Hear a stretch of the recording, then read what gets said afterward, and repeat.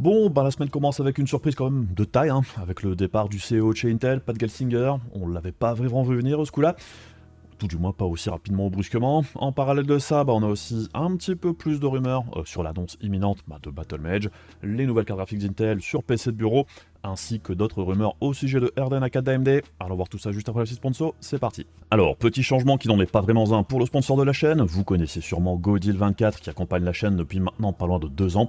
Eh bien, on bifurque maintenant sur KissFan, qui est un autre site de la même boîte, mais c'est exactement la même chose. On retrouve donc les classiques, ainsi que les mêmes codes promo et réductions avec les clés Windows 10 Pro à moins de 9€ et les clés Windows 11 Pro pour moins de 14€ avec le code de la chaîne VCG50. Et pour les clés Office ou les packs Windows plus Office, vous bénéficiez de 62% de réduction avec le code VCG62. Au niveau du paiement, le processus est expliqué en bas de la page de l'offre qui vous permettra de choisir votre moyen de paiement par carte ou PayPal. Et au moment de recevoir là ou les clés par mail avec les instructions pour les utiliser, n'oubliez pas de vérifier que le mail ne soit pas dans votre répertoire spam au cas où. Si vous rencontrez le moindre problème, n'hésitez pas à contacter le service client qui est disponible 7 jours sur 7 et 24 heures sur 24 qui vous accompagnera au plus vite. Tous les liens sont dans la description de la vidéo, et comme d'habitude, merci à vous si vous achetez une clé, car ça vous permet de soutenir la chaîne qui survit en grande partie grâce à ce partenariat, tout en ayant quelque chose en retour. Donc un grand merci à vous pour votre soutien et à KissFan qui sponsorise cette vidéo.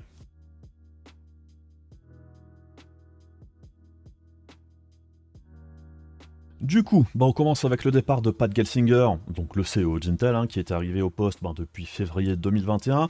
Il sera resté au poste un petit peu moins de 4 ans, ce qui est quand même assez court.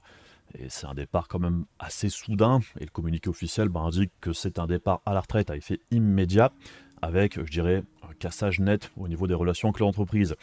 Et clairement, même si Intel ne va pas hyper bien dernièrement, je ne m'attendais pas à un départ aussi sec.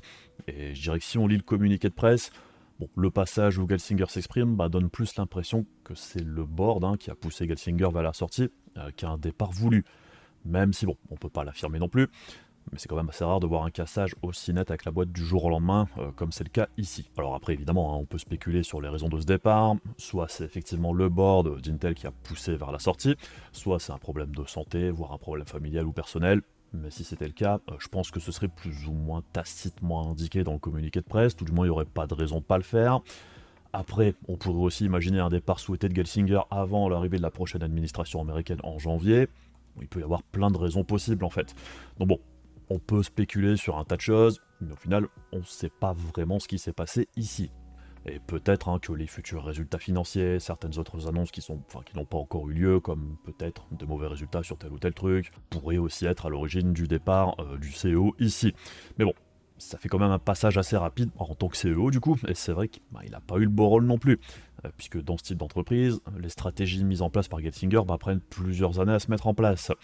Donc il est plus ou moins parti ici au moment où sa vision pour la boîte allait montrer ses résultats, qu'ils soient positifs ou négatifs.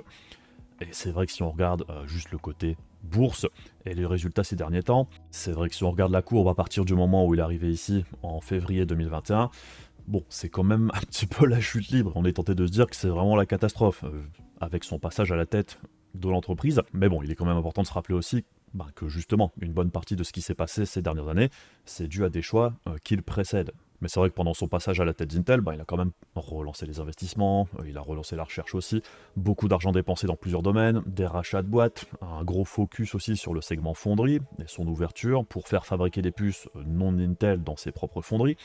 Et c'est vrai que pas mal de ces chantiers-là n'ont pas de retour sur investissement rapide non plus. Et avec les vagues de licenciements et les résultats pas top de ces derniers temps et le cours de la bourse qui est en chute libre depuis son arrivée, c'est sûr qu'au bout d'un moment, la pression des investisseurs et tout ça pèse probablement de plus en plus aussi. Malgré tout, je pense que tout n'est pas mauvais à l'horizon pour Intel non plus, puisque côté fonderie par exemple, les bases apparemment ont été posées pour accueillir les clients, et Intel semble très confiant sur son process 18A, qui paraît très prometteur. Reste à voir si Intel sera suffisamment attractif face à TSMC malgré tout. Pour l'instant, les clients ne se précipitent pas chez Intel pour faire fabriquer leurs puces, donc ça reste un problème. Plus proche de nous, je dirais, on a aussi vu de gros changements au niveau des architectures avec Meteor Lake et Arrow Lake, et même si c'est en demi-teinte dans leurs premières itérations, c'est vrai que les nouveaux chiplets Intel, l'approche par tuile et tout ça, ça montre quand même un certain potentiel pour la suite. Lunar Lake par exemple sur les PC portables, bah, c'est du plutôt bon matos aussi. Et en dehors du gaming sur PC de bureau, les processeurs Intel s'en sortent encore vraiment très bien. Alors après, c'est sûr que côté serveur, pour le moment, ils sont en perte de vitesse. Les investissements, je dirais, dans l'IA et tout ça, les puces produites jusqu'ici, comme Gaudi 3 par exemple dernièrement, bon, ça paraît quand même compliqué de s'imposer face au rouleau compresseur Nvidia. La partie graphique grand public, c'est compliqué aussi, comme on le verra juste après. Et jusqu'ici, c'est une perte d'argent sèche à ce niveau-là. Hein. Au niveau des cartes graphiques grand public, je pense qu'Intel a plus perdu d'argent qu'autre chose pour l'instant. Donc bon, il y a beaucoup de problèmes, mais tout n'est pas noir non plus. Donc ouais, plutôt surpris de voir ce départ-là apparaître comme ça du jour au lendemain. La question qu'on se pose aussi évidemment c'est qui viendra pour le remplacer, puisque le rôle de CEO d'Intel, ça doit pas être quelque chose de très très simple. Et on attend qu'Intel trouve la perle rare. Pour l'instant, ils ont nommé 2 personnes, donc c'est un duo, je sais plus sur leur photo quelque part. C'est David Zinsner et Michelle Johnson Outlaws, que vous connaissez peut-être dans son rôle dans le film humoristique Thanks Steve. Thanks, Steve. Bon, clairement, ils n'ont pas le même profil que Gelsinger, qui est un ingé à la base. Ici, on est plus sur des profils financiers et marketing. Est-ce que c'est ce dont Intel a besoin à sa tête? Bon, on verra bien. En tout cas, la bourse jusqu'ici, si on regarde encore une fois les courbes, aujourd'hui par exemple, au moment de l'annonce, il y avait une montée du cours de l'action qui est retombée derrière. Intéressant de voir que l'annonce d'ailleurs a plus profité à AMD qu'Intel ici, puisque le cours de l'action AMD est légèrement grimpé aujourd'hui. Bon bref. En tout cas, le départ de Pat Gelsinger, bon, c'est questionnant, on se demande ce qui va se passer pour la suite pour Intel. Affaire à suivre, bien évidemment. Alors, toujours chez Intel, mais du côté Battlemage, pour les cartes graphiques PC de bureau, alors on avait entendu parler de l'arrivée imminente du B580, qui, de ce qu'on entend jusqu'ici, devrait se positionner autour des 4060 et 7600 des concurrents, avec plus de VRAM. Et bien apparemment, on aurait une autre déclinaison de la puce BGM G21, en même temps que la B580, ce serait donc une B570, avec 2 compute units de moins, comme on peut le voir ici. Et on aurait également un bus mémoire 160 bits au lieu d'un bus 192 bits, et donc 10 Go de VRAM au lieu de 12. Donc on aurait également une bande passante moins importante. Assez curieux quand même de voir à quel tarif elle viendrait se positionner, puisque si cette B570 vient se mettre autour des $200 par exemple, ça pourrait être plutôt sympa sur l'entrée de gamme. Face à la RX C1600 et la 3050, c'est vrai que pour l'instant, que ce soit chez AMD ou Nvidia, sur ce segment-là des $200, il n'y a vraiment absolument rien. Et même chez nous, je dirais que la RX C1600 dernièrement, les tarifs sont quand même un petit peu trop élevés. La 6600 à l'heure actuelle, honnêtement, j'aimerais mieux l'avoir aux alentours des 150 € que des 200, 220 où elle traîne la plupart du temps. Pareil pour la RTX 3050 d'ailleurs, ce serait bien qu'elle baisse un petit peu plus de tarifs que ça, puisqu'en l'état à l'heure actuelle, je trouve qu'elle vaut pas du tout le coup. Et apparemment, les cartes seraient déjà en test chez certains reviewers, puisque cette personne, par exemple, a montré son modèle de test de chez ASRock pendant un stream, avec donc une B580 style Legend.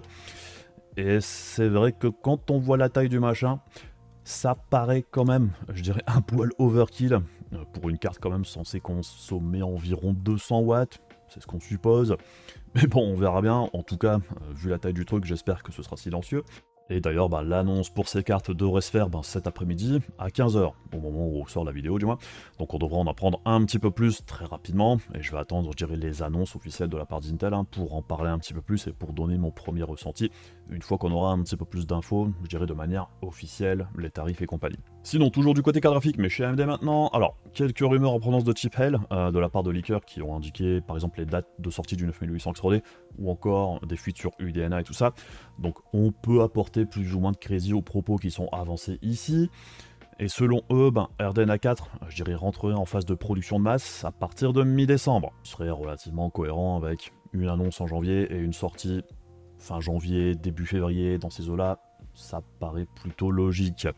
Au niveau de la consommation, la personne ici indiquerait 25% de consommation en moins par rapport à la 7900 XTX, donc on serait sous les 300 watts ici.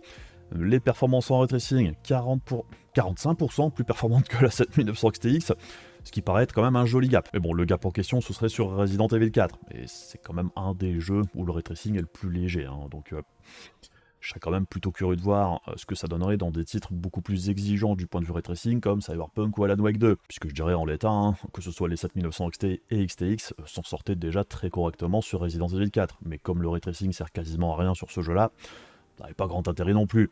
Mais bon, Apparemment, le ray tracing aurait quand même été un gros focus sur cette architecture-là, plus que sur RDNA2 et RDNA3, ce qui est une bonne chose, puisque le ray tracing, path tracing et compagnie, hein, ça peut être une très bonne chose aussi, quand c'est bien fait. Mais bon, s'il faut obligatoirement un GPU hors de prix pour en profiter, bah c'est vrai que ça limite aussi son adoption, et donc son implémentation de manière convaincante dans plus de jeux aussi. Donc tant que les cartes, je dirais, de milieu et entrée de gamme ne seront pas capables de le faire correctement, bah ça restera un petit bonus pour les cartes graphiques les plus chères, ce qui est toujours dommage. Donc si ici, les nouvelles cartes graphiques d'AMD proposent un performance-prix très intéressant et de bonnes performances en ray tracing, ça peut être qu'une bonne chose, puisque pour qu'une techno prenne de l'ampleur, bah, il faut que ce soit accessible au plus grand nombre, ce qui n'est toujours pas le cas du ray tracing 6 ans après son apparition. Et de mémoire, hein, il me semble qu'il n'y a quasiment aucune techno graphique sur les GPU par exemple qui ait mis autant de temps à s'imposer. Mais bon, pour revenir à Navi 48, alors dans l'ensemble, la personne ici à la fin de son message indique que pour les perfs en raster ou ray tracing, on serait autour d'une RTX 4080. Alors, attention quand même, hein, non pas que je souhaite jouer aux oiseaux de mauvais augure, mais on se rappelle aussi des fuites et perfs supposées de RDNA3 avant sa sortie, qui se sont quand même avérées bien loin de ce qu'on a eu au final. Et c'est très souvent le cas avec les fuites en ce qui concerne les produits d'AMD, qui sont souvent quand même un peu sur-hypés, je dirais, même si parfois on a de belles surprises comme avec RDNA2, qui était, je trouve, une très très bonne surprise à l'époque. Et donc si on reprend le tableau récapitulatif ici, pour Navi 48, pour la 8800 XT, donc la plus grosse puce de la gamme, bah on devrait être sur une puce de taille moyenne. Ça, c'est ce qu'on entend dire depuis très longtemps maintenant. Ça a déjà été plus ou moins confirmé par AMD eux-mêmes. Et on aurait un nombre de stream processors, comme on le voit ici, de 4096, là où la 7800 XT, c'est 3840. Donc, d'un pur point de vue, je dirais, nombre de stream processors, bah on n'est pas si éloigné que ça du Navi 32 de la 7800 XT. Et au niveau de la bande passante, bah on est également à peine plus élevé, puisqu'on est toujours sur un bus 256 bits, avec ici de la RAM à 20 Gbps au lieu de 19,5 pour la 7800 XT. Donc c'est vrai que d'un pur point de vue spec brut, sur les deux, je dirais, facteurs les plus importants, c'est pas une dinguerie. Et si on y va à la louche, actuellement, la 7800 XT, elle est grosso modo 50% derrière les 4080 ou 7900 XTX. Donc pour arriver à ce niveau de performance là, avec ces specs là, bah, ça voudrait dire une énorme amélioration de l'architecture, pour faire un bond aussi important en rasterisation et un changement aussi radical de l'approche pour le ray tracing aussi. Et même si je demande pas mieux que ce soit le cas, si on veut se montrer réaliste, pour moi ça me paraîtrait déjà très beau si la 8800 XT arrive aux performances des 7900 XT en raster et 4070 Ti Super par exemple en ray tracing, mais ça me paraît déjà beaucoup plus cohérent. Et ce serait déjà très sympa si le prix reste à 500$ comme pour la 7800 XT. Puisqu'avec une meilleure architecture, en plus monolithique ici, si ça permet de pousser les fréquences et tout ce genre de choses et corriger les faiblesses de RDNA3 et son approche par chiplet, je dirais que faire un saut de 25 à 30% de mieux que la 7800 XT avec des specs aussi proches, ça paraît pas totalement déconnant, et ce serait déjà un très joli boost de performance. Mais c'est vrai que de tabler les 50% de performance en plus, là, comme ça, de but en blanc, ça me paraît quand même compliqué. Donc bon, très curieux de voir les annonces quand même quand elles arriveront de la part d'AMD, et surtout les tarifs, ce qui permettra de voir si AMD se montre vraiment agressif, comme ils ont déclaré vouloir l'être, ou pas, puisque c'est un petit peu ça la question la plus intéressante au final. Hein. Les specs et machin, tout ça, c'est cool. Moi, ce qui m'intéresse le plus la plupart du temps, c'est plus le ratio performance-prix. Et pour terminer, on passe côté carte mère, avec des cartes mères M5 en B850, qui commencent à montrer le bout de leur nez, et c'est plutôt normal, hein, puisqu'on s'attend là aussi à une sortie pour le CES. Est-ce que ce sera accompagné de nouveaux processeurs AM5, comme par exemple des 9600 ou 9700 non X, en plus des 9900 et 9950 X3D? Bon, on verra bien, mais ça suivrait, je dirais, le déroulement classique chez AMD, de sortir des cartes mères un petit peu moins coûteuses, accompagnées de processeurs moins coûteux également. Par contre, pour le B850, si on ressort le tableau récapitulatif de Shadow Unboxed au niveau des chipsets, on voit que ça change pas grand chose vis-à-vis du B650 actuel, si ce n'est un slot M2 génération 5, mais optionnel, donc ça sera pas sur toutes les cartes mères, et il n'y a pas d'USB 4 obligatoire non plus sur le B850. Donc il y a de grandes chances que ça coûte plus cher que les cartes mères en B650 actuelles, pour rien de plus au final. Donc bon, tout comme pour les cartes mères en X870 et X870E, ça s'annonce pas incroyable. En dehors de faire remonter les prix pour relancer une nouvelle série de cartes mères, ça fait vraiment la série de chipsets sortis pour faire plaisir aux fabricants de cartes mères, plus qu'autre chose, puisque concrètement au niveau du feature set ça change rien, au niveau des performances ça change rien, physiquement parlant ce sont les mêmes chipsets, donc il n'y a rien qui change. Et puis ben voilà, c'est tout pour moi pour aujourd'hui. Comme d'habitude, si vous avez apprécié la vidéo, les machins pelling de YouTube, c'est débile, mais ça aide. Si vous voulez avoir des exemples de config type, les cartes graphiques du moment, tout ça, c'est sur ma page Amazon que ça se passe, et c'est dans la description de la vidéo. Et comme toujours, un gros poutou aux membres Ko-fi et les membres soutien YouTube de la chaîne, puisque vous êtes de plus en plus nombreux également. Donc comme toujours, un énorme merci à vous tous pour votre soutien, ça m'aide vraiment énormément. Et puis du coup, on se retrouve aussi très rapidement pour d'autres vidéos. Je vous fais des bisous, je vous dis à la prochaine, salut!